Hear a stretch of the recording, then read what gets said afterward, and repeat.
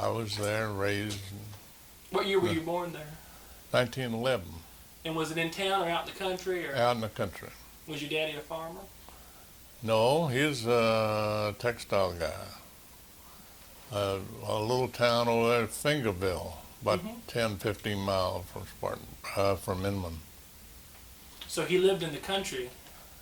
Yeah, and he had a farm, but he worked in the plant.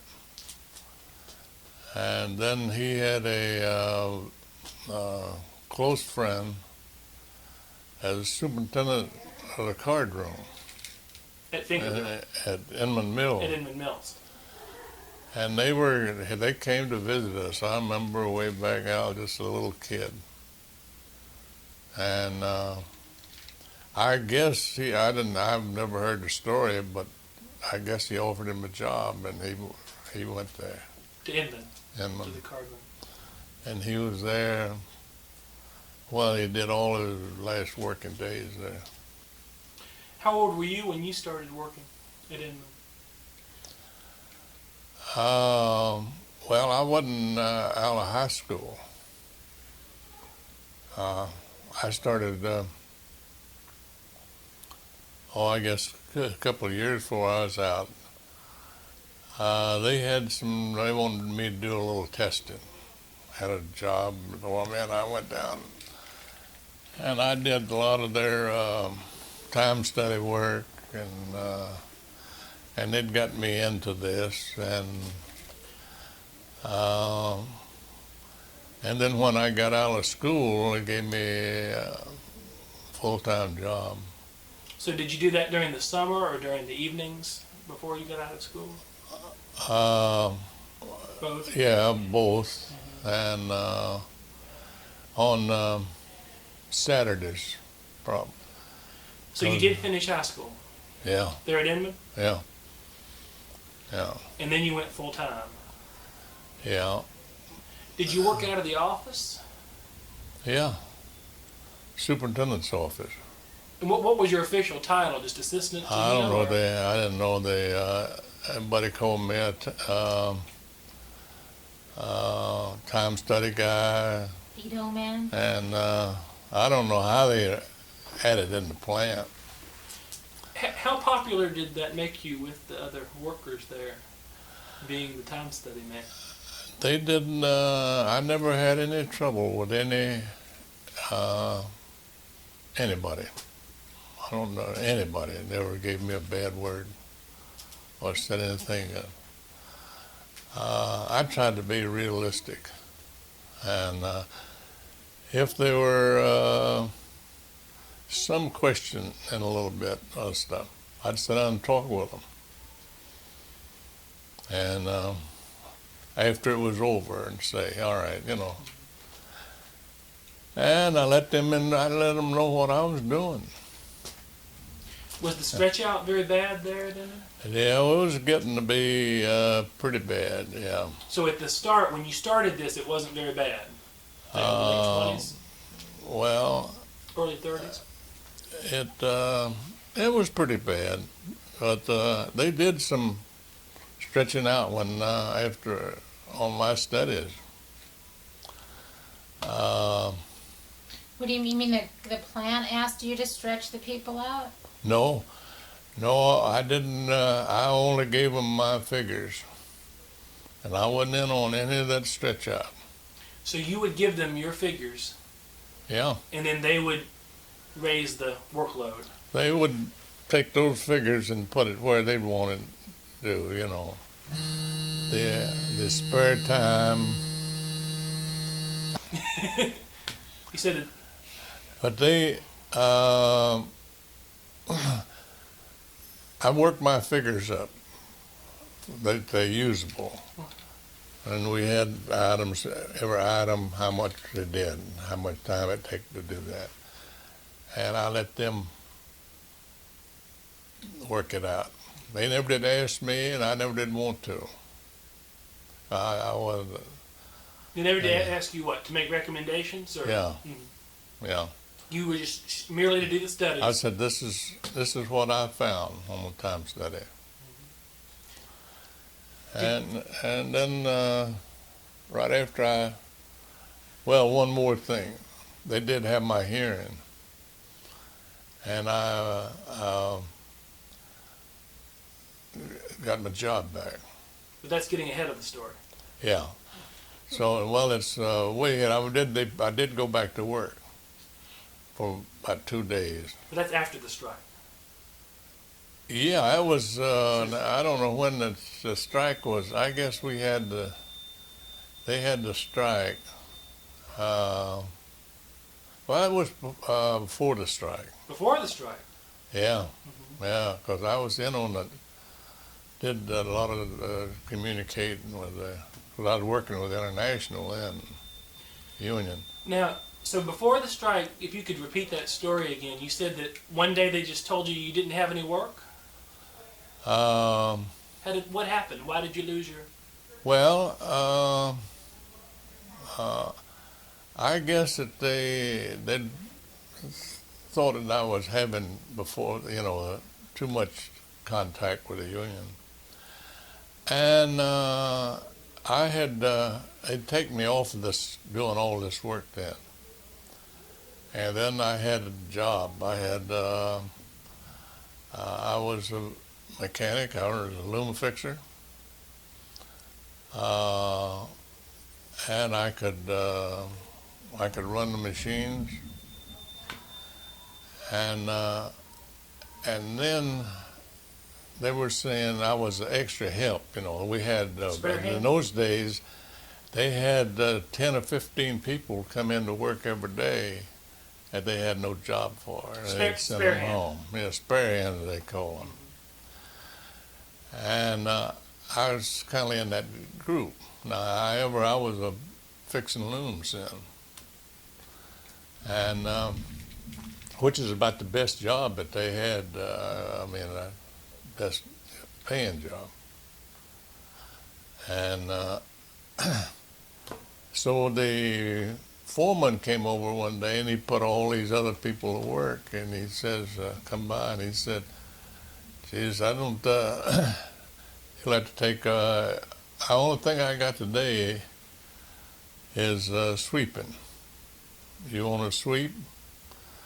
And I said, hell no, I'm not going to sweep here. And he said, well, that's all I got. You go out. And I left. And I didn't go back. Let me back up for a second, if I can. So you went from being the time study man, we got that again, hand loom fixer. Is that what happened? Or a weaver, yeah. Or a weaver even. Yeah. Why did they keep knocking you back? Well, that's... Because... I think it was because I was too close to the union. Why don't we go back a little further and find out when Mr. Donahue got involved with the union to begin with? Well, and when you got involved with the union, were you a time study man at that time? No. That's all after, I haven't talked about, after I got fired, then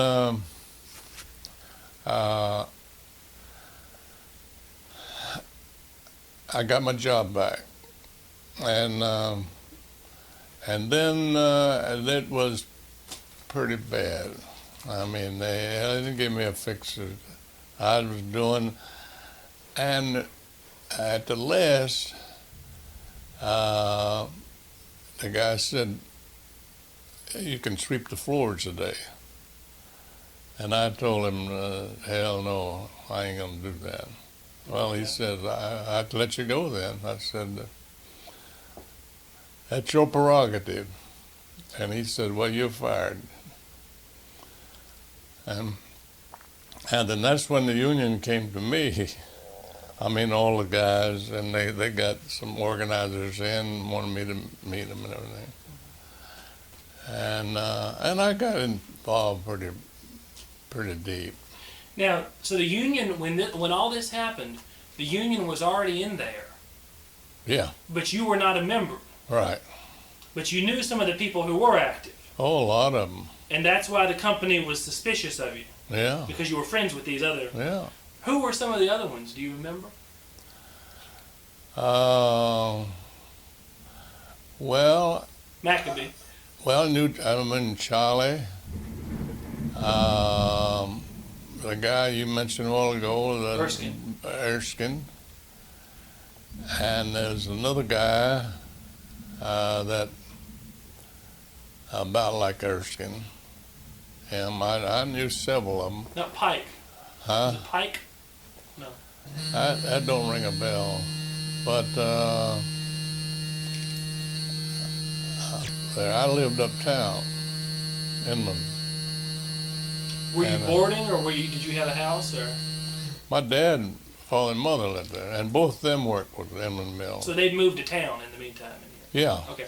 Up Were to, your parents in management? Was your father in management? no, he was a fixer. He was Card a room. card room. And So you got. Sorry. well, we first moved to Inman. We did move downtown, into the mill, and it was right close to Chapman. I played with the Chapman kids. That's running that thing now. And then we went to school together. And my dad wanted he wanted to go back to a farm. He wanted to get so he bought a farm, and we started a dairy farm. And we moved out there to him. Well, I guess that was, I was in about the 5th, 6th grade then, and we had a country school, and just had 2 rooms. Which way was this? Out towards Cooley Springs, or? Yeah, out toward place there. They did have it. It's something like Cooley Springs, but that was further That's on further over. Yeah, So y'all stayed on the dairy farm, and then you went back to town. yeah. After I don't think it was too long. Then I was in about the 6th grade then, and I only went 1 year there. And I think there was 3 in my class, and had 2 teachers, and they taught from the 1st to the 8th grade there. And I decided, I'm not learning anything here. And then I started going back to Inman. I had to pay a tuition to get back to there. But eventually, your parents moved back to town. And eventually, we moved back. Was it many people who lived uptown in Inman that worked at the mill? Not too many. There was some. Not many, though. Yeah, Most of them lived in the village. yeah. Or out in the country.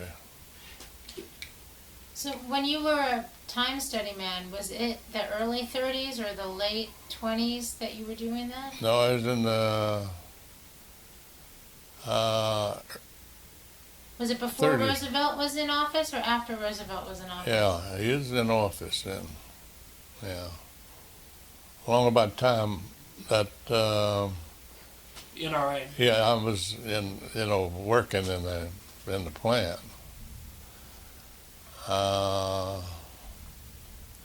Yeah, it was in the early 30s. Now, do you remember anything about the union coming in to the mill there? Or Yeah.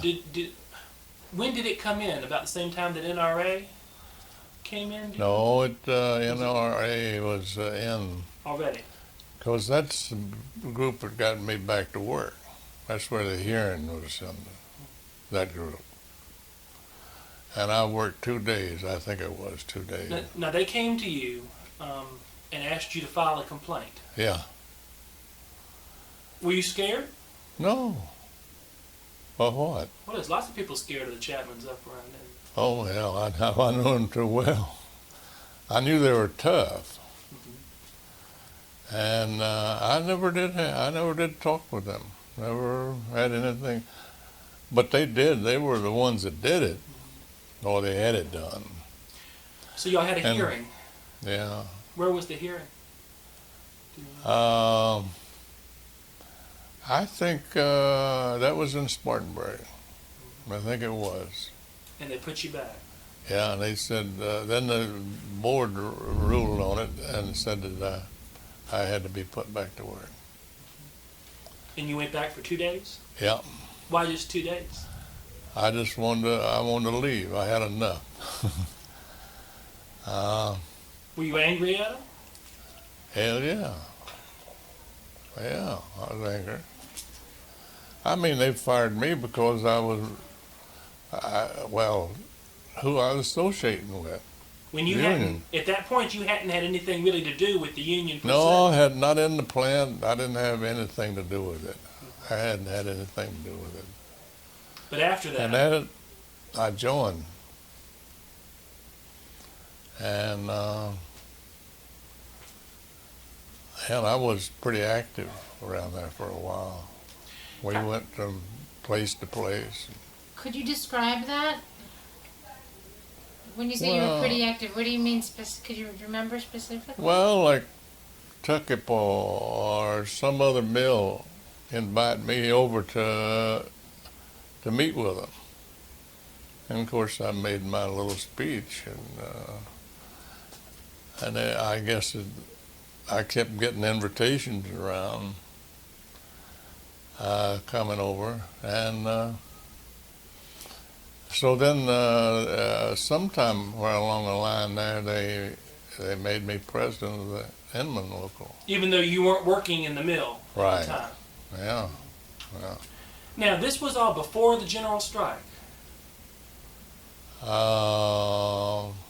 No, I think this is after the general strike.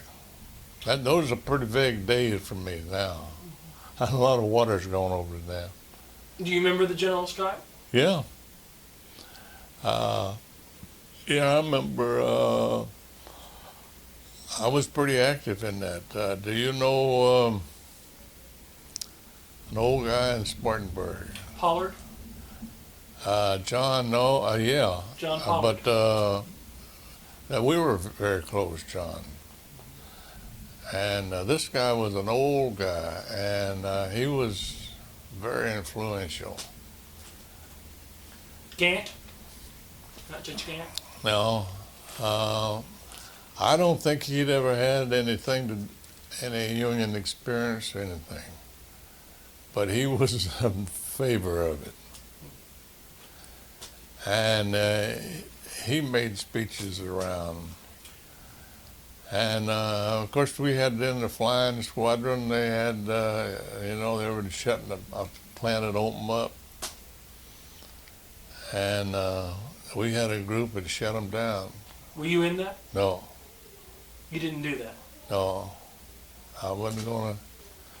Did get you involved send in it. them to do that, or did you tell them where to go? No, I had nothing to do with it. They were, but I was there when with the group, and when they elected to do this, and I didn't oppose it. You know what? We're gonna pick up your paper when you play with it. Believe it or not. So George, why don't you move it away? Is that okay? Is that okay if we move Okay. it away? Okay. Yeah. You can just play with the The play best. with the Okay, best yeah, friend. It that's doesn't make it. us Yeah. You'll Anyway, thank me later. Will I? Yes. yeah. Now, Now, Move your microphone closer. it's just, Move your microphone closer. no, it's fine. You just knocked it out. So. Careful. So and then just pick it up. It's fine. then I got see, all this was my discharge and everything from the plant and everything was a good long time. And of course, then I joined the union, and then during this period in there, and to the shutdown, which was shutting down plants here and here and here and all over. You mean the flying squadron? Huh? Flying squadrons would go around to shut them down. Now, I wasn't in that either, but I was at the meeting when they decided to do this. Who decided to do it? Well, the group, we did it in a group. Was it just the Inman local that was meeting No. and decided, or was it everybody? Well, each local had their own group, and to do it. It was where they knew what to do, I guess. But that was, and then I got somebody brought me down, Frank Gorman down to see me, and he gave me a job. As an organizer. Yeah. And I worked for the International for a while. And then, That was after the strike, right? yeah, way after. We got getting 36. pretty quiet and everything was down. And so I left and to do something else. Well, Yeah. Can we back up and ask you a few more questions about the strike before we move Yeah. on? Yeah. How active, how strong was the union at Inman at that time? We had a pretty strong union. The ones that we had, we didn't have near the majority, but the ones we had was real strong, and you could depend on them. Was there certain locals in the Spartanburg area that were stronger than others? Yeah. Which were the strongest? Well, now that's hard to say. Tuckapaw, certainly. Well, now Tuckapaw was one, Spartan Mills was one, Saxon? and yes, Saxton was pretty strong. So they finally went out of business. And Packlet? Do you remember? well, they were very active. Now, how effective they were, Packard. Now, some of the other mills down the river, they had a union, but it wasn't too effective. Such as?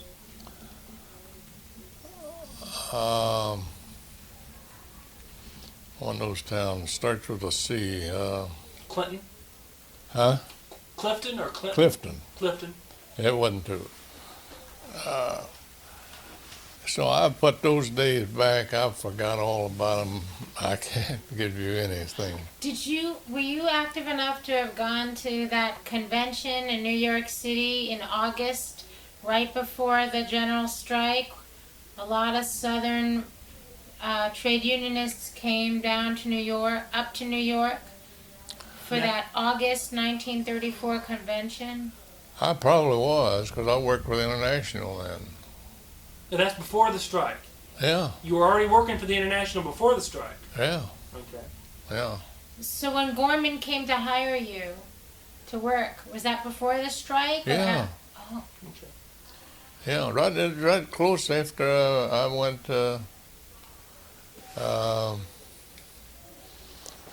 after my getting discharged and stuff, and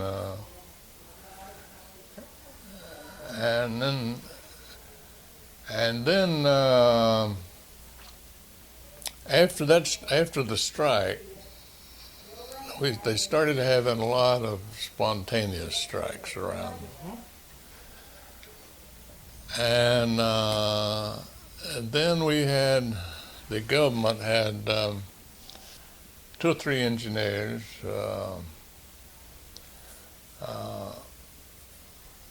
I think that we had about 5 or 6 guys there. And they would go out and try to get this strike settled. So one of them knew me, and he came to me and asked me if I'd be interested in going with the government. Now, you've done a lot of this work, that studying and making, that's what I started off on, and that's where I got to know the mills. Who was it that hired you?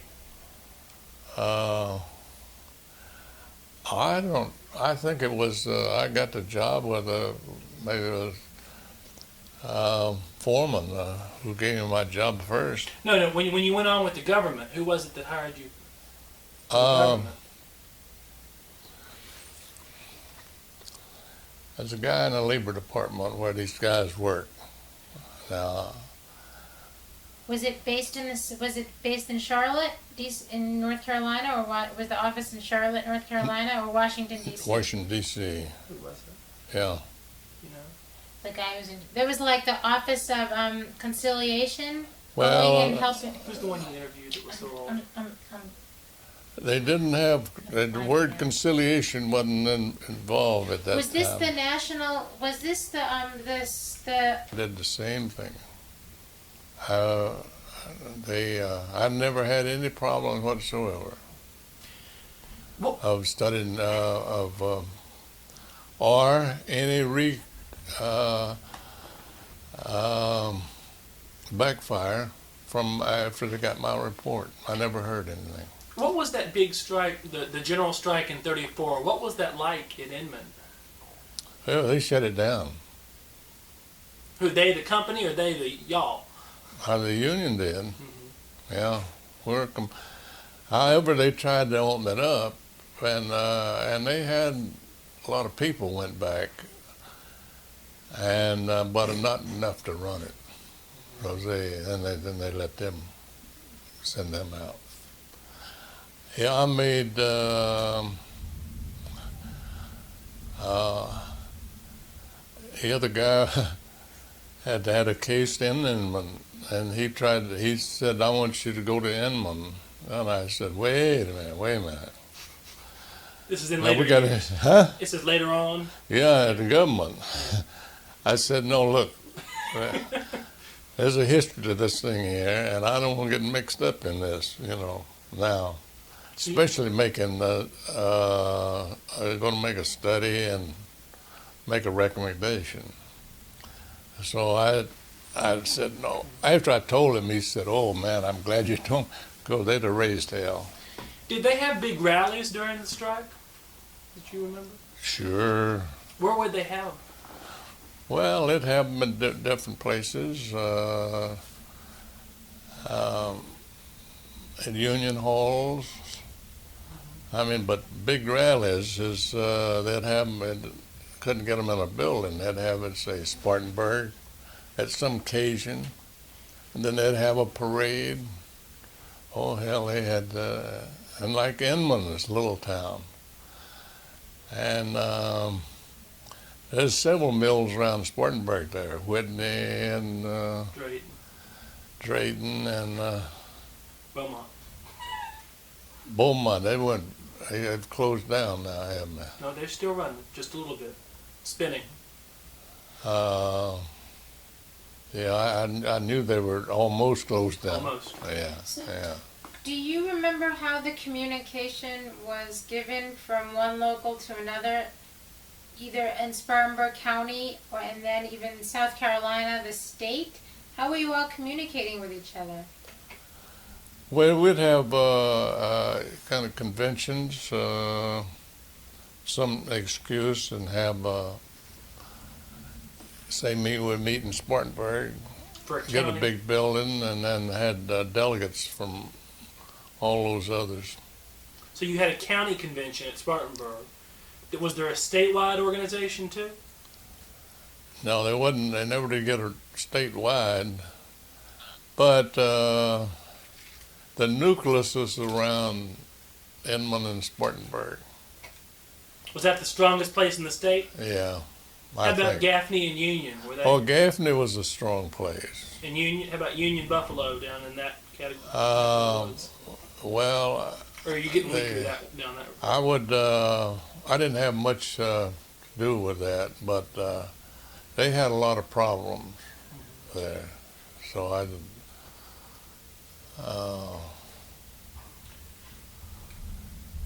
I don't know what this is. How you going to use this? What I'm telling you, Right. or are you going to use it? Yeah. Well, I'm going to use it. As I say, I'm writing my dissertation, And of the people who were leaders and the locals there, you're about the only one who's still left. Annie West from Saxon is dead. John Pollard is dead. And a, Cloyd Gibson from Tuckapaw.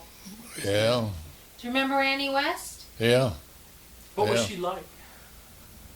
big, heavy-set girl, big girl. You don't know her. I mean, you didn't know her then. Oh, she was a big girl. She'd weigh more than I did, you know. But Did she ever? What was she like as a person? Do you remember? oh, she was friendly and everything. And hell, they would have a meeting, and there'd be 12, 15 men there, and she'd be right in there, you know. Did We'll she take- ever? Sorry. She got on the picket line, sure. Did she ever do any speakings at the meetings? Do you remember? Well, she was active in the local union, and but I don't know whether she ever went out on the road or not. I don't know that. And you said you went out on the road some speaking. That's right. What would you say at these meetings? I don't know.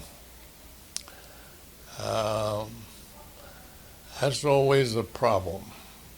I mean, for me to get that without getting, I didn't get, wasn't wanting to be advocating anything. I tried to tell them the organization and what we could do, and that we had, and what they could do to help the organization, and that we needed that to be successful. We all had to stick together. So you keep it to that. I mean, I'd keep it in that term. And sometimes I'd have some illustration, and I'd tell them, but I didn't want to get too Graphic, yeah. provocative. How much did you rely on the National Recovery Act and the New Deal as a way to explain why people should join a union or not? Well, I use my illustration very often. Your own that they case.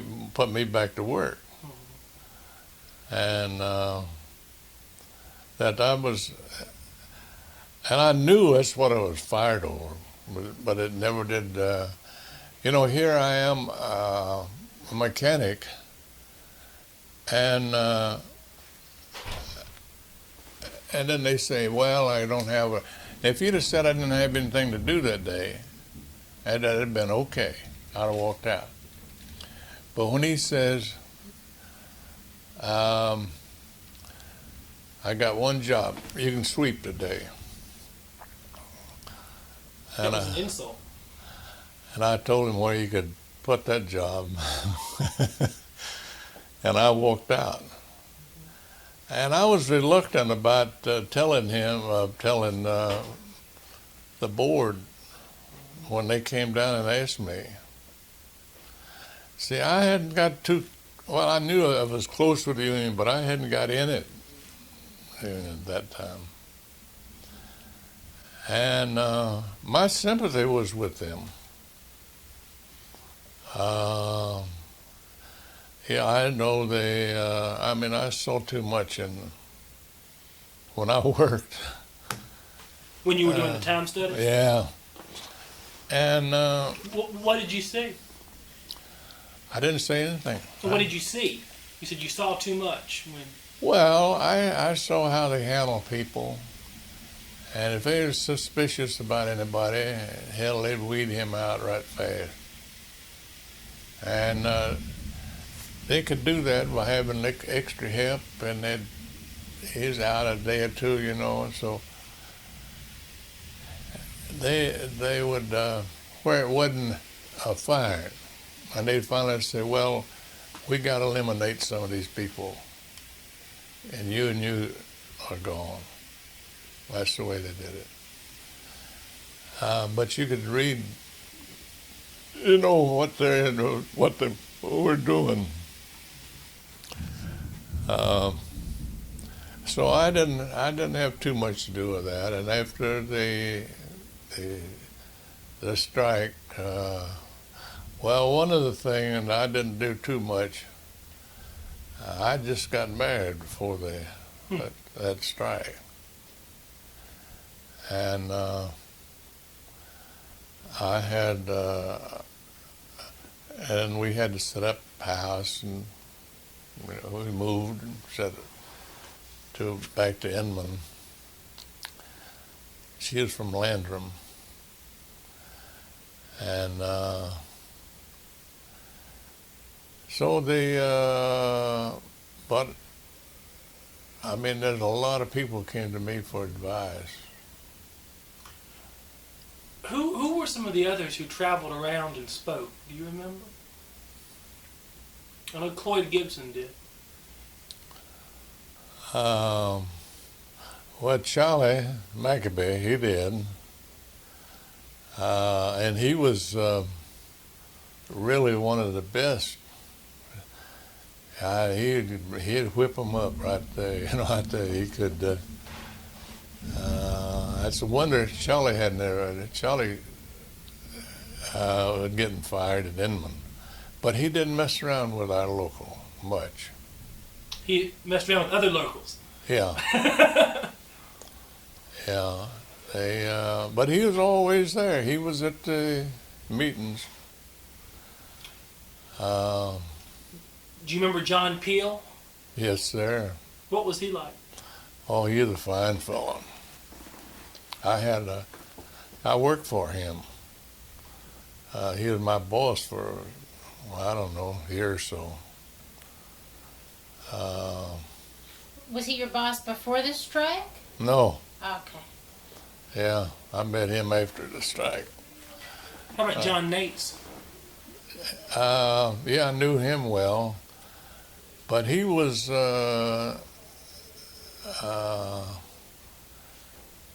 more and as a full labor instead of a textile. He was, but he went out to the textile and did a lot of speaking, helped get things started. Furman Rogers? Furman, same thing. Well, of course, he was IBEW guy. Was he? Yeah, Okay, that explains a lot. yeah.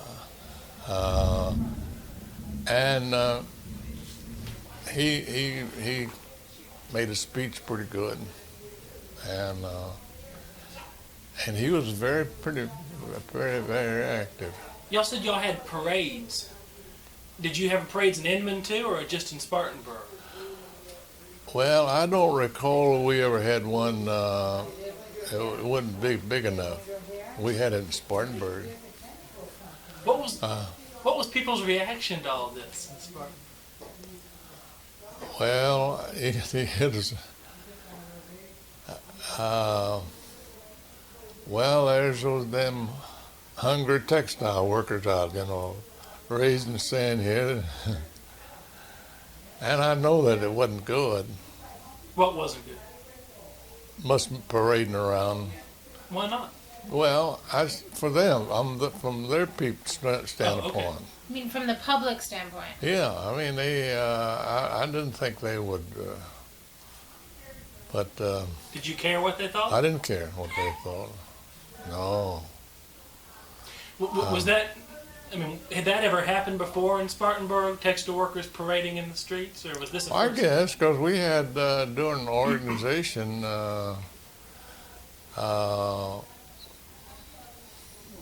We had, like Spartanburg, we didn't have parade in uptown. It was around the mill. And all the rest of the stuff. Inman. You mean while you were organizing originally, that's what they were doing? No. Well, after they was organized. And it come hard. Sorry, occupational hazard.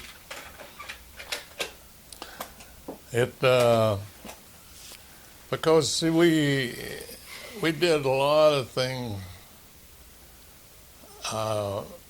organizational wise. We'd before we had an election, we'd organize a company. We thought we'd have enough of people to win the election, and that was about all we had. This is after the strike, though. Now. Oh yeah. Now, before the strike, Did y'all have any parades when you were organizing then, too? Well, I don't remember. No. So you're saying that you had these parades when the strike started? Like, it was Labor Day when that strike started in September 1934. Yeah. Well, it would be something. You're going to have a parade, and we'd join in. We'd have. And y'all went through downtown in Spartanburg. Yeah. Whereas before you just gone around the Mill Village. Yeah. Is that what you? Spartanburg. Spartan the Mills. Now, Beaumont had some strong people, but it was bad union. I mean, it never did have a real good union there. Just individuals, really. Yeah, How about Arkwright? same thing. They had a couple of nice guys. That was really the strong people in that plant. That's what carried them. Do you remember any of them? No, Ira Boozer, Norman Troxel, no, Homer Lee Harrison? no. That's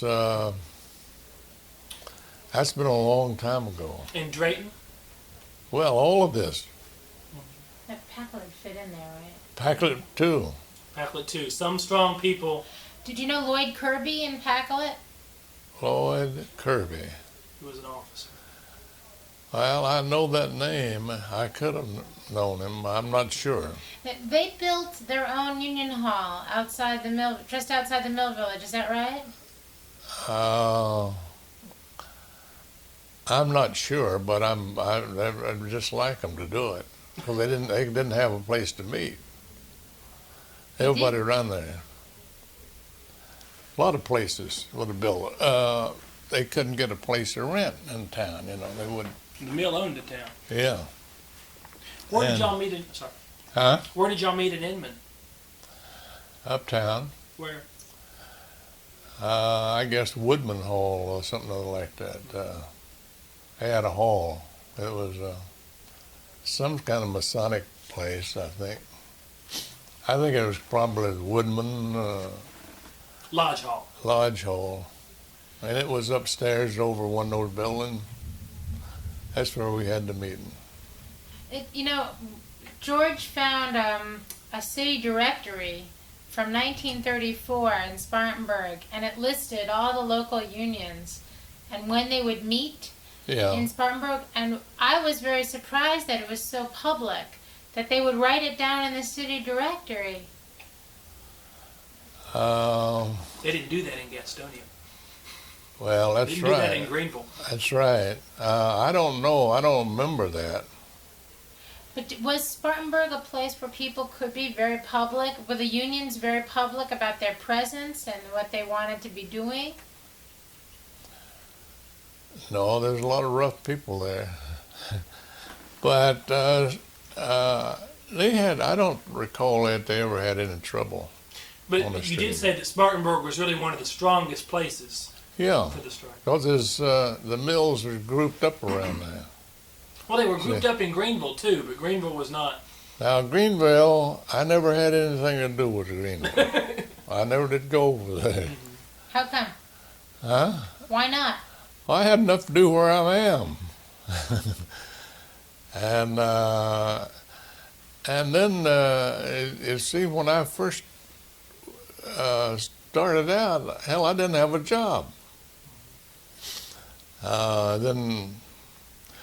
Well, So was the union paying your salary at that not, point? at some point when I started, I was doing most of my work volunteer. And then that's when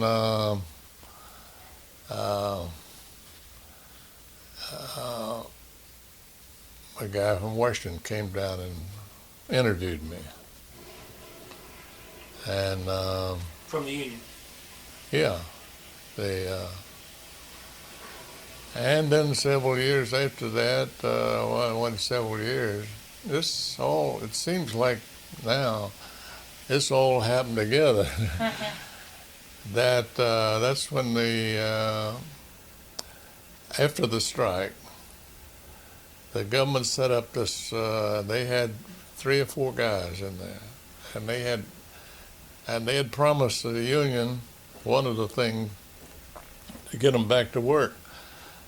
that we'll come in and we'll make time studies because the workload was their problem. And that's the problem. It's all over the workload. Is that why they went out on strike? Yep, All workload, all of them. Yeah, that's why they went out. not money. I mean, all it went out because, and that's the only thing they had to argue about. What else could they do? So they weren't really after higher wages, or Well, and they figured that that's no need to do that, you know. Why not? They wouldn't get it. They wouldn't get it. No, hell, that was. But if the guy would, after they struck over workload, and that was what they really said, and it was workload. Because in the mill they had some of these women running 40 looms. 40 looms. And they were speeded up.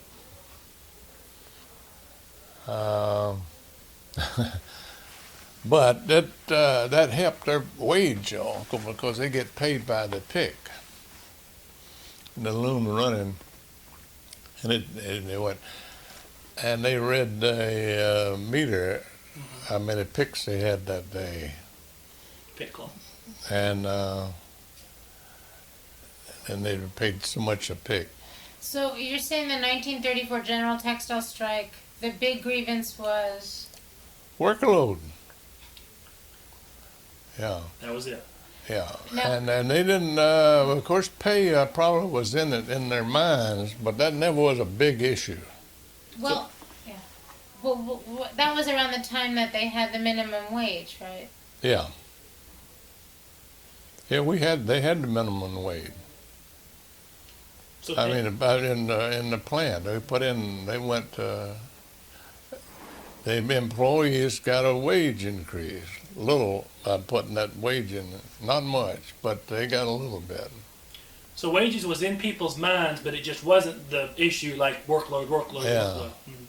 They had rather have.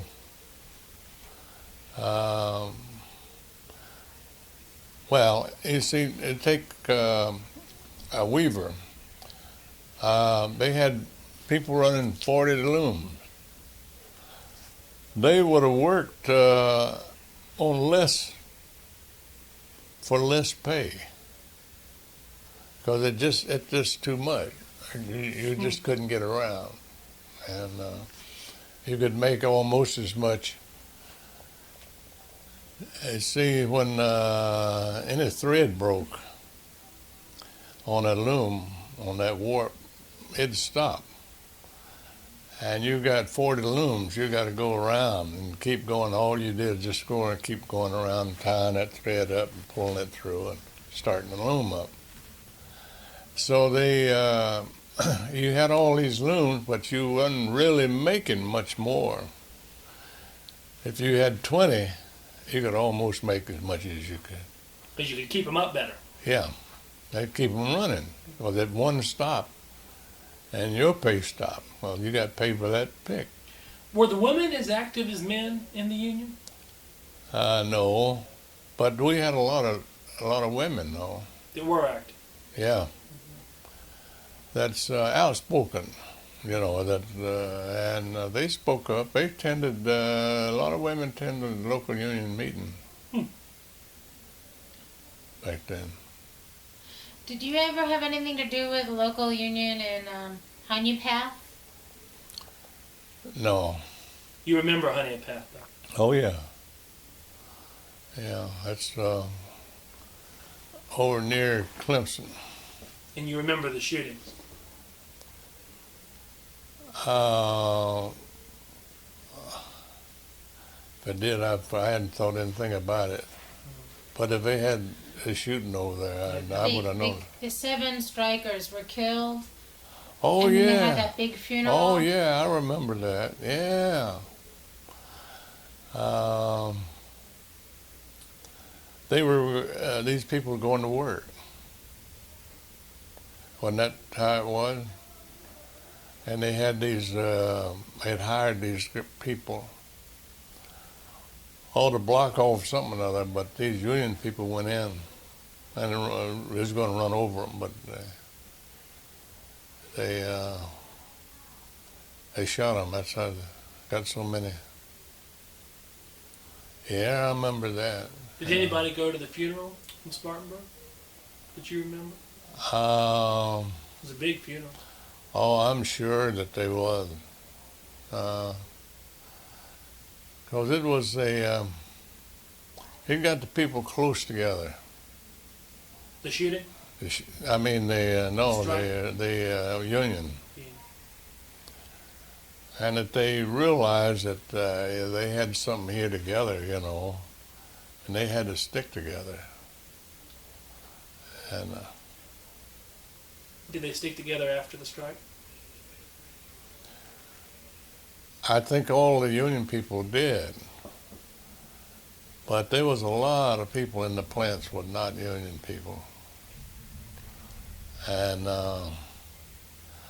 because when they started talking about way later about having a vote, it scared me because I said we can't win a damn vote. You can't take a vote. Yeah. Do you think that the general strike scared off a lot of these people who were sort of lukewarm or? No, I don't think so. I think those is lukewarm that brought them in. I think the ones that wasn't in, they never did want a union. They were opposed to it, and they fought like everything to keep it out. Excuse me, just yeah. That was American furniture in Martinsville. I always wondered why the textile workers were involved in that furniture campaign there, but that was y'all. Yeah, that was us Uh-huh. getting into this textile. It's a big NLRB case, one of the early first cases. Yeah, For waiting? yeah. Not for waiting. Where all did you organize when you were organizing? It's just everywhere. Everywhere? Well, wherever they needed me, they say, you go here and over here. This is in the late 30s. However, I never did do too much organizing. Yeah, you went on staff pretty I went with Government. the government, yeah. that quick. And now then we got we went all over the country. And Did you ever go to Pelzer when they had their big strike? Pelzer in '36 had a big.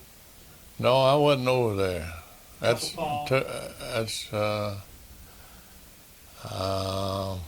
I never did get one of those cases right near home. Was that on purpose? I don't know. I mean, did you say you didn't want them, or did they just not come your way? Didn't come my way. No, we took whatever we were assigned. Right.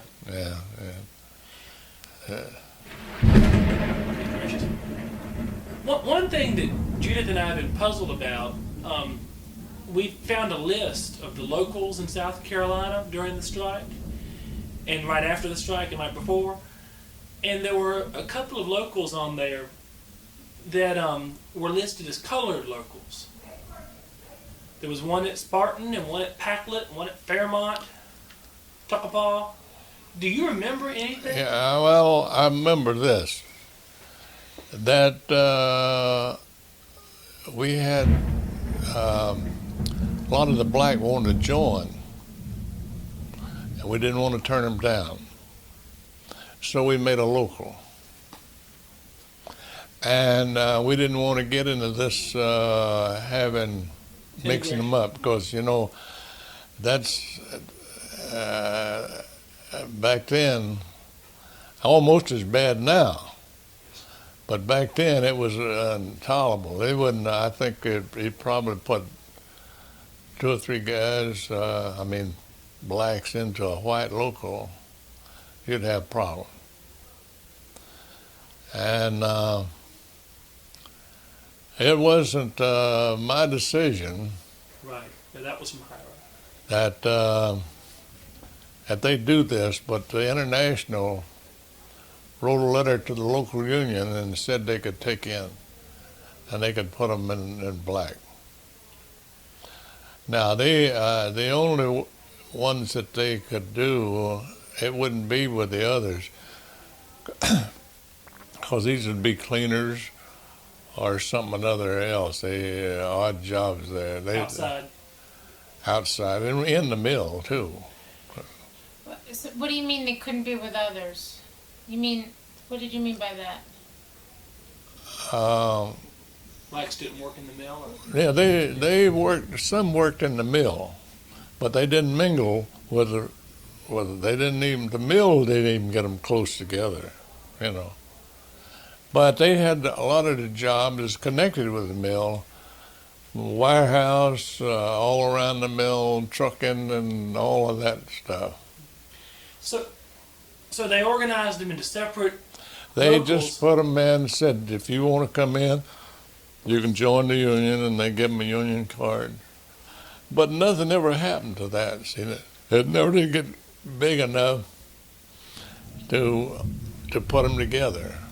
But were these locals serviced in any way? Did someone talk to them? Sure, we had meetings with them. So they were active. They actually met. Yeah, met with their own. And they never did raise a question about getting in the white. In the white. So could you just, so do you remember going to talking to them, or what was your role in that? Well, I never did. If any. If any, I don't recall anything. I mean, I think I kind of think I talked with one or two sometime or another, and because they were as puzzled as we were as what they could do in a separate local. How are they going to handle a separate local? And my theory was, and I use this, is well, this is your local. Now we'll anything comes up, we'll handle it just like we did on anybody else, and kind of let it go like that. So they were puzzled too about what to do. Yeah, how they could have a local, and the white local have a local. But I said there's jobs are different. And you said they didn't try to go in with the whites. They didn't want that necessarily. No, we didn't. My memory. And how did the other white workers feel? Did the rank and file white workers know that there was a black local union? I wouldn't think so. So who knew that there was a black local union? The guy that signed and put them in there, I guess. So just the organizer and the people involved. They were completely separate. Yeah. Yeah, I don't know if... Now, we found the name of a man who I guess was like the secretary-treasurer in Spartanburg, Frank Dewberry. You don't remember? He was the black secretary-treasurer of the local union in Spartanburg, Spartan Mills. Spartan Mill. Yeah. Well, they were all strong out of Spartan Mill, pretty strong. Did the blacks go on strike also? Did they stay out too? Yeah, the whole thing went down. Company cut the, cut it off. Where was this, in Spartan Mills? Or? All of the mills in Spartanburg just went. Yeah. But during the strike, all the mills just went, they just stopped. Yeah, they didn't have the guts to say, stay in here. Do you remember the two that tried? Cowpens and Lyman tried to open. Yeah. Do you remember anything about him? What was he like? Oh, he's a rowdy guy. But he seemed like a good guy too. I mean, he seemed like he. Oh, he was good. He was a good though. guy. Oh yeah. Yeah, I've thought about Furman a number of times since. He was a nice guy. Did Inman have one of these black locals? Do you remember? No. It didn't. Now y'all did have a little. Did y'all? I saw an old map of the mill village that seemed to show some black houses down near the creek. Some houses, a few shacks for black workers down between the two parts of the village. Do you remember that? Oh, sure. So they did live down there. Yeah. But they didn't have a separate local in Inman. No. Yeah, that makes But we found that apparently there was a black local in Pacolet. Does that ring a bell to you?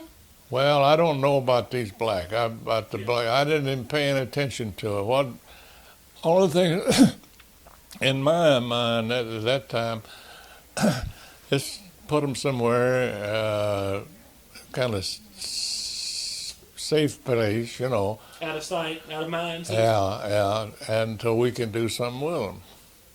And it never did get that strong. But you didn't want to discourage them either, I guess. No, we didn't want to discourage them. if they wanted to join. Yeah, well, we got a place for you. We'll make a place. So it was them that came to y'all wanting to join. That's right. We didn't organize them. They came to us. And we put them in in a place where we could, keep them, stash them away and we could have done something with it. They'd have been probably taken into the group, or we would have said we would have negotiated 2 contracts together. Mm-hmm. Come in. How are you? Hey. Hey, Just wave it. I'll see you later. And where are you going down to eat now? Yeah. This is, I told you, this is the fellow we wanted to see me. Where are you people from? I'm from North Carolina. North Carolina. Yes, sir. Well, are you too? No, I'm local. I'm from New York. Oh, it's New York. Yeah. I live in Tar New York. Heel. I'm She's a Yankee. I'm a Tar Heel. Yeah. Tar Heel, right. Where are you from? Well, New Jersey. Oh. Born in Newark. Born in Yeah. Newark. Okay. Yeah. I was born in Long Island, but I live in New York City. Mm-hmm. You are a Yorker. I am a New Yorker through Through and and through. Well, I went to school Take the there. words out. Okay, George. The point was, you stashed, when they came to you, you organized The them, black workers. the black workers, and stashed them away to do something with them at some later point in the movement when y'all were stronger. Yeah, But that later point never came. right. Cookie, could you say that for me? Could you tell me what he just said? I wouldn't want you to print that. Why not? Well, put it this way, that they came to us wanting in the Union. Yeah. And so to hold them, we said, yeah, we'll give you a charter of your own. The holding. And it's holding till we get some contract here in this plant yet. And because that's our next job is After this, yeah. yeah. And so there's nothing wrong with that. So we had organized them, but this is a holding. So did you help them? Did you teach them rules, how to keep their books if they had any, how to have a meeting? Did you do anything I didn't like have that? anything to do with that. You didn't you personally didn't have anything to do with this. Right. Other John Peel and other people. Yeah. So tell me, we found that there was black locals in Pacolet, in Fairmont, in Beaumont. Beaumont, in Spartan, Spartan Mill, yeah, Yeah, you'd have one and- there. Tuckapaw. in Tuckapaw, Clifton. in Clifton. Yeah. That was everywhere in South Carolina? I think it was one, yeah. Okay, and then and in Gaffney. And then we also found one in Huntsville, Alabama. And we found one in Macon, Georgia. And one in Augusta, Georgia. Well, we had to do, the whole group of organizers in the textile group would help organize, as I told you a while ago, that furniture workers is organizing in Martinsville. And it's a big furniture plants there. It's a furniture town. But they got a big plant just 10 miles north of there, and then they got one in the town. And we were organizing the textile workers. And we had an office. When I was assigned to this office, that was for a while. That's where I met my second wife in Martinsville. Second wife. Okay. So Yeah. things were fluid back then. Y'all organized whoever seemed to need organizing. Well, we would assist. You would assist whoever seemed to need. Yeah, I wouldn't go out to a furniture plant and say we're organizing Start from with you. scratch. Yeah. And but if anybody came in, well, in our office there, union office, textile workers, people wanted to know something about the union, they'd come in and ask, and I'd sit down and talk with them, give them all the information, tell them what we were doing. We're organizing this place. Just to tell you, the reason why we were interested in the black locals is because we were really surprised when we saw these locals on the list. We weren't sure if they really existed or not, and it was so. No matter why and how you did organize them, the fact remains that y'all did organize them. We didn't organize; they come to us. But you let them join, and a lot of unions wouldn't have even done that. The fact that's interesting is that they came to you. Yeah. Is that they had that desire in and of themselves. Well, Y'all let them yeah. join. Well, we couldn't. Could we do with 6 guys come Which to is- our stage? Right, there weren't many. What could we do with them? If we sign them up and give them a card, we'd have to go to work or get, what are we going to do? Ask them what they got in plan. And I know they were talking about their jobs and and this, that, and other. So there were And I- small numbers in each plant. Yeah, and I think I don't recall ever being, that would have been settled in Spartanburg at the meeting there. And I think it was settled, and I think it was, like I say, that we didn't want to say no, because what the hell can you do with 6 people? But you don't want one to say, well, I tried to get in and I couldn't, they wouldn't let me in. Right. Wouldn't Who they would say, they? Yeah. huh? Who would they have said that to? Well, all the people around them. And anyone would have used that against you. Yeah. Whites even. Yeah. But Yeah. would they have used that against you? I mean, if society was segregated, why would it be a bad thing if the union was segregated too? I mean, if the union said no, how would that be different than a lot of Well, I don't know that would have any effect at all. The best way to handle that is to say, yes, we'll take you in as membership. We'll give you a union card. And we did. They were union members. And now we never did set up a local forum for them to meet or to or pay dues and anything. They had just joined, and we just took place. From our records, there were some mills that they actually did set up a chartered local. they got a number? They got a number, like at Spartan. And then there were other mills like Tuckapaw, where just like you said, they would just sign them up and they'd be members, but they Yeah, wouldn't have their own local or anything. They I just, know they wouldn't in Tuckapaw. Tuckapaw, no. Yeah. You don't have your list for the do you? Uh, Because I think they did, like this one in Spartanburg. They were actually listed in the city directory. It listed all the UTW of A locals, and then at the last local that they listed was the local that was a black local or a colored local, because there was a C in the city directory right afterwards, and it said Frank Dewberry was the secretary treasurer. Yeah, it was 2145 was the yeah, well, they said they probably charged them dues, and they probably had meetings with them.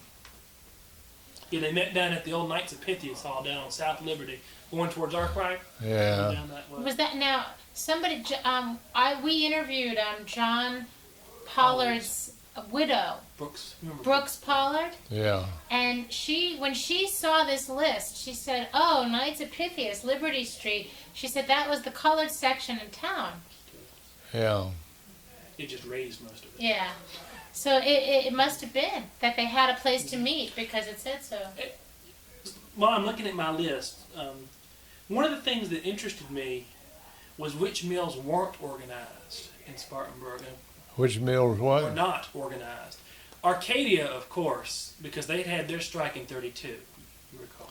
Yeah, So they were out of it pretty Yeah. thoroughly. yeah. But some of the other ones, your dad you knew Fingerville pretty well. They didn't have a local. Do you That's remember? right. Did y'all ever try to get them, or were they just too small to worry with? They're too small to worry with. The only other big mill was Chesney. Chesney didn't have a local. Do you remember anything about Chesney? No. I and that didn't ever come up when I was in a meeting like that. But I know what would happen. That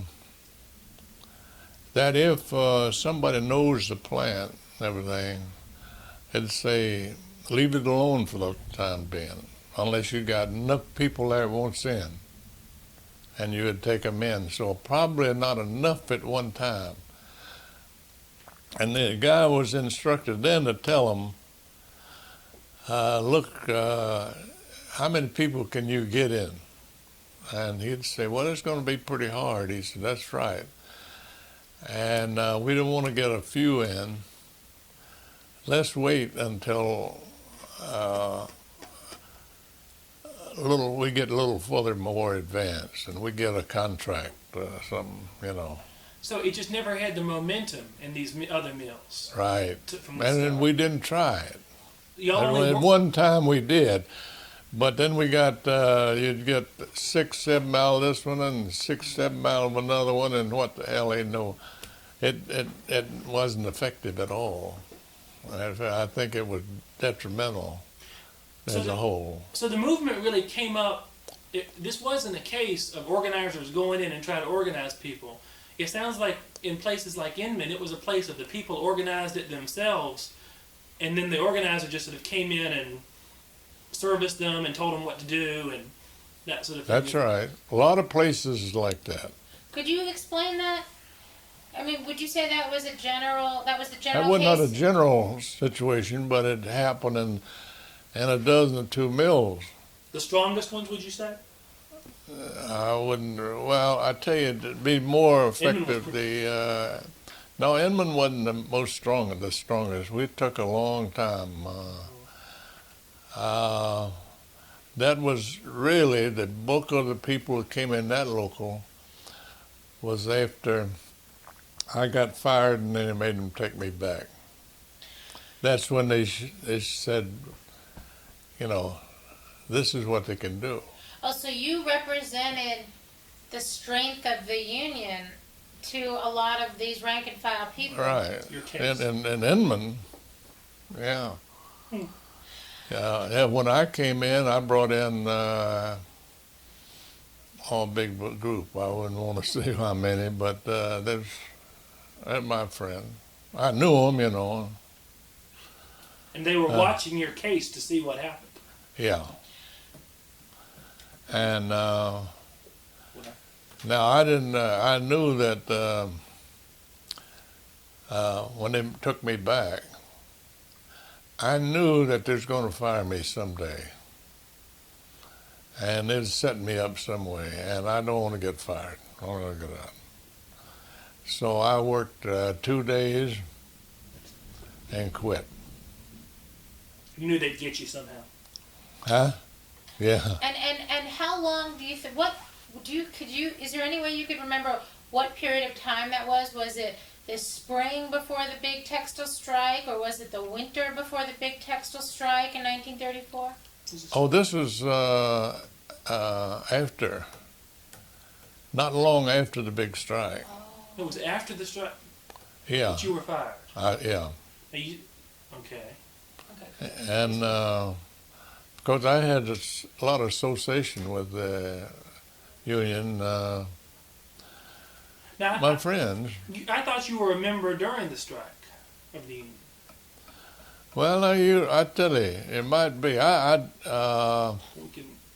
got his case on file. I can't remember which, if it's before or after. I'm sorry. Well, I'm not either. Yeah. before you said that you were working as a time study person, and then you were working as a loom fixer, and then they put you on spare hand loom fixer, and then they Then they, offered you the sweeper's job, and then you quit. No, sweeper's I You told walked him out. off.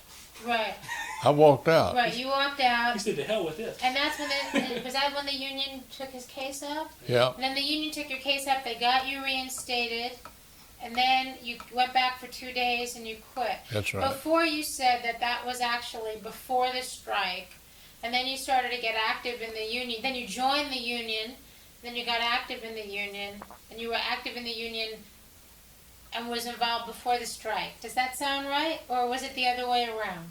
Well, no, Which it came- was. And then you got you know how you could figure it out? Were you married after this happened or before this happened? When you married your first wife, was it after this happened or before? It was after I married her. This all happened after. She Yeah. married her in 30 or 31. No, but you said, I thought you said you married your first wife right at the time during the strike. No, a couple years. Oh, Yeah. Well, then she died. okay. As the boy, she died of childbirth. Yeah. And So you just can't remember which came first, your firing or the strike? They're right about the same time?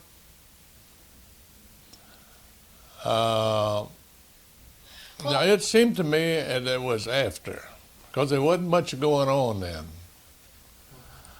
And then I think another. I was pretty active in going to the other locals and stuff. You know, it was about in the same period of time. Now I'll look it up. I should have brought this. you got So, that. You I've all got it right. somewhere. You know, it's, yeah. You know, and it's so, I'm so surprised that the International Union, I've been trying to understand what the International Union's position was on colored workers, taking them in or not taking them in. I didn't realize that the International Union had a position. It was an unofficial position. Yeah, Yeah, that's what, that's what we decided to do right there. on the spot. So to Yeah, speak. yeah. And nobody's. That wasn't Frank Gorman telling you that from That's Washington. right. Yeah, yeah. And what was your relationship with Frank Gorman? Do you remember getting directives from Frank Gorman during this strike? Oh, sure. I know Frank Gorman well. He knew me well. And Frank, when I had the chance, come in. Hi, Mr. Donahue, are you coming for supper? Well, I can't come right now. Oh, okay. You want And me I to get won't. Yeah, tell him to you forget want- me How tonight. about a tray? No, No? You no, I sure? don't think. I think we'll go out and eat. Oh, okay. Okay. I'm sorry, but I That's got. all right. I just want to let the kitchen know. Okay. Now he has guests. Okay. Mr. Donahue, what do you want to eat for dinner? Oh, I don't know. We didn't see any place open. And Do you know any places around here? Yeah, I've eaten one Oh, time. there's that diner. You know what? We could go to that diner. If we take the road all the way down where we were before, across from that. Have you been in we Moorestown? passed a bunch of nice-looking restaurants, but they were all closed. Maybe they open up at dinner though. That's true. We were there at 3. We'll find. You know, We'll if, find it. If we go down the street, Yeah, we could we'll find find something easy. Yeah. Well, I think Are you getting a little hungry? no, I'm not We hungry. got a few more. I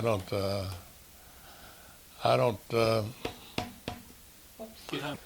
See, I'd lost when I first went in the hospital.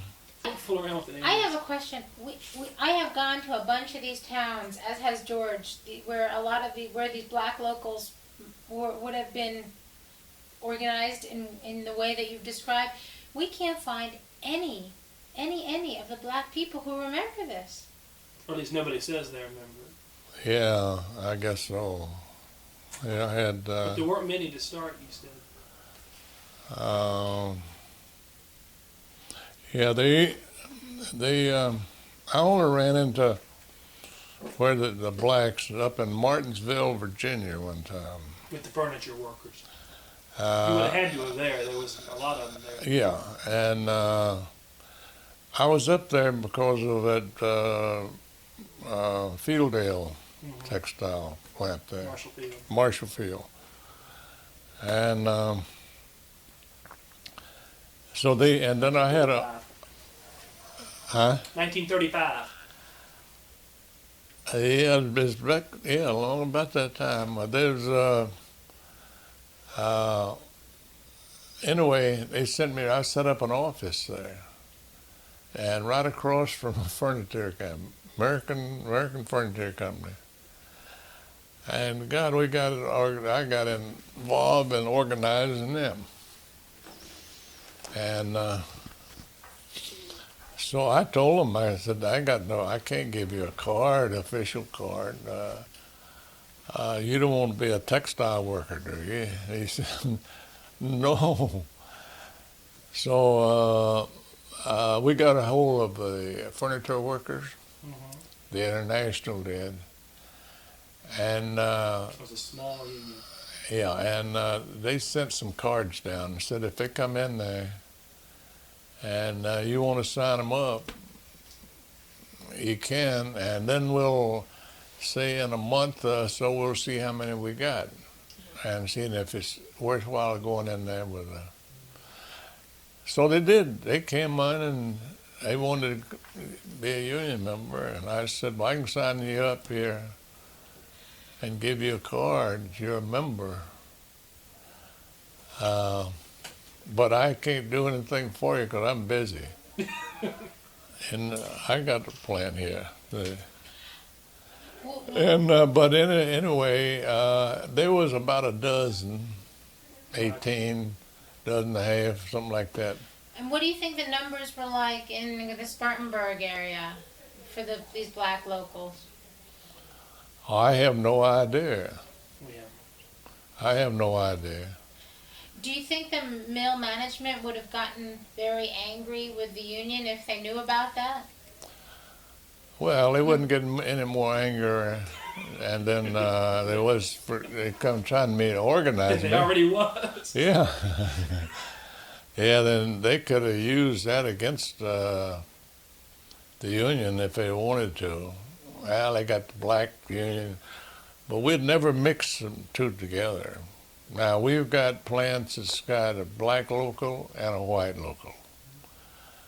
Now, obviously, the black doesn't do primarily the work that the white. So we got them under a charter, their own charter, and the others under their charter. They don't even meet together. And did the white local union know that there was a black charter? Well, Were they aware of it? I'm pretty sure they did. I think the Yeah. leaders maybe did, but I don't think a lot of the rank and file people did. A lot of the rank and file. Well, people. maybe they didn't. I mean, but I don't that- know. Sorry, I'm putting. That's the way we handle that. That's the way. And half the rules we made ourselves. People on the road. As you organize. Yeah. Was there a lot of volunteer organizers? No, not organizing. No, there never was any volunteer. That's too hard a job. Well, I mean, And, but there was only a handful of paid organizers from the UTW Bay. Just Wasn't there? one, John Peel. For South Carolina, there was only one paid organizer. Is that right? One paid? Floyd Gibson was No, I was paid. you were paid in 35, Yeah. but not in 30. 33, 34? No. No. No. Not when we organized our local. Yeah, there was nobody except Peel. Yeah. No, Yeah. Now John Peel now is like that. Where was he from? Do you know? Greenville. He was from Greenville originally. Yeah. And he would be dead by now, would he not? Oh, I'm sure I haven't heard from him in years. Do you know whatever happened to him? No. So, Did you No. know? Did you know Red Lisk?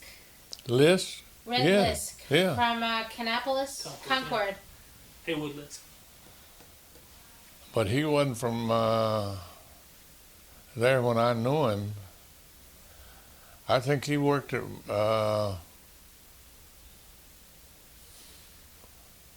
what they call him, Red List. Red List, right? Yeah, I know him.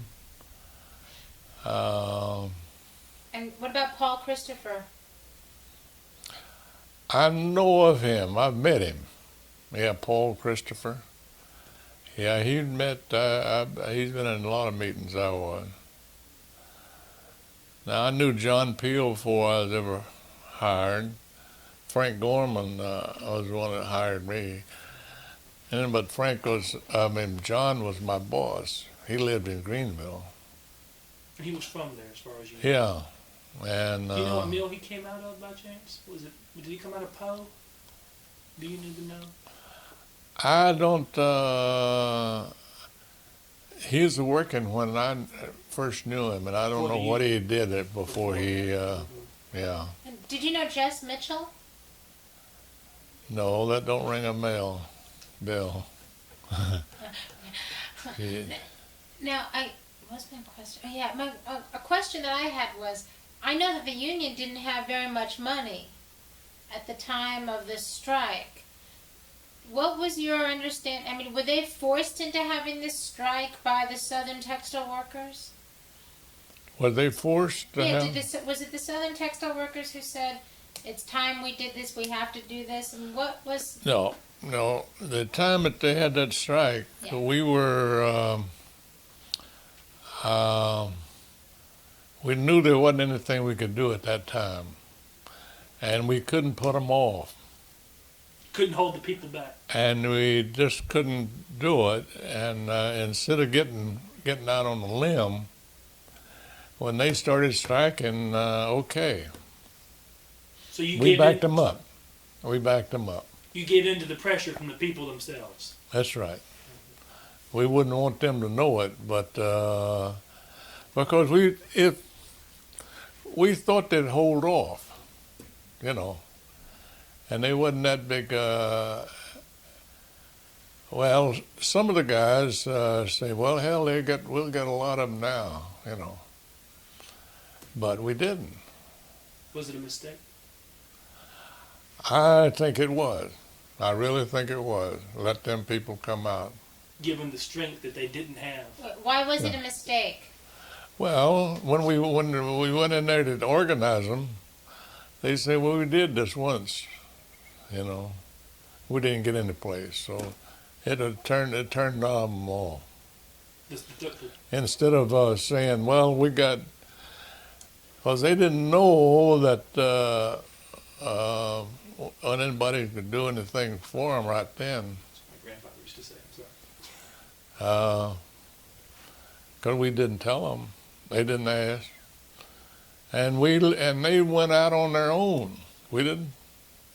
We decided we'd just let them go. But didn't the International Union say, okay, on September 1st, we are going to... At one time, when enough went out, we said, well, okay, let them out. They were already See what out. you can do. They were already out in Alabama at that point. They were There was already in out. several other mills. I think maybe Lyman was one of them. They've been hardcore over there for a long time. Cowpens went out first. There was Cowpen? Cowpens jumped in. Yeah. Well, that's not a very big plant. No, but it was a Yeah. nasty little mess they had there.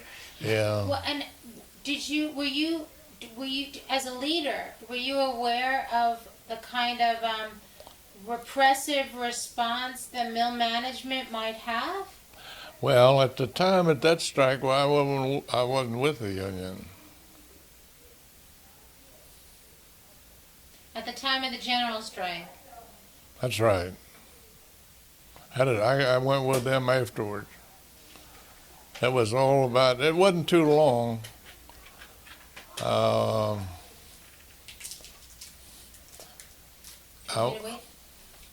Hold on a second. I'm sorry. I got to unwrap me. And we had talked about it, and they decided that the best thing to do is to just put them in a local of their own. Some of these locals were still active when he was on the staff. Right. They didn't go And then it probably is still active. I don't know, you know, Did- what kind of job they had, but One question that you made a comment earlier that sort of made me get a little emotional there about did you were working there in 35, early 36 before you got hired on staff of the government. You were working as an organizer. yeah. What was the effect of the strike on the labor movement as a whole down there, on the whole atmosphere? What did it do? Anything? Well, I don't think it was. It wasn't effective, but it was. It shut every mill down there almost, and I don't think it's on too long. A month? Huh? 3 weeks? 21 days. 21 About days. 3 weeks. Yeah. For some reason, they decided to go back. Now, I wasn't involved in that. But I'm sure that the people that they had said, let's go back and we got to start from scratch in here. What were people's hopes like during the strike? Were people hopeful, do you remember? Yes, they were. I mean, there's a lot of people that was really for the union. However, I think that was a mistake because I think that turned people's, we had a strike. Nothing happened. So it hurt you And I think it hurt later. later. For many of us who study this, the 34th strike is as a high point in the whole labor movement in America. It was the second largest strike, right? Second largest in American Yeah. history. At the time when this was happening, were y'all aware of how big of a deal it was? I mean, how much Well, did y'all have riding on this? Did you think?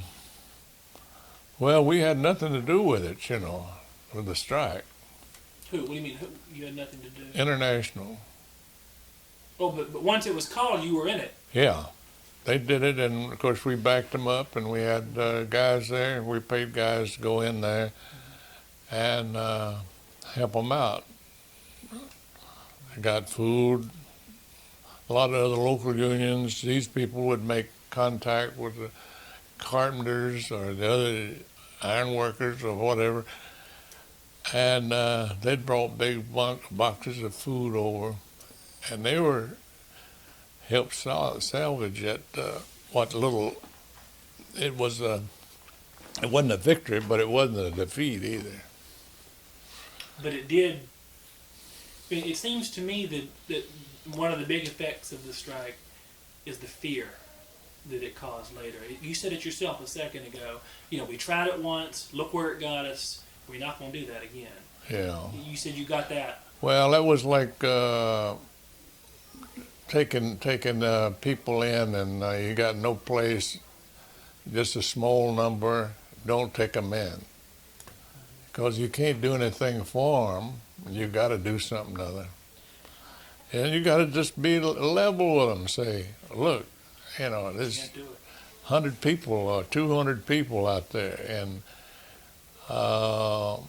if you guys go in, and there's a lot of people that doesn't want the union in that plant. And we're going to have to put in a lot of time and get out literature and stuff, pass through all the employees at the plant sometime. And we got to wait. We can't bite two apples at the same time. So if you had was it general, if you had your way, they wouldn't have struck? Would have Right, waited. right. Can you describe that to me a little more? Well, I didn't make a decision in the first place. But It in wasn't your mine.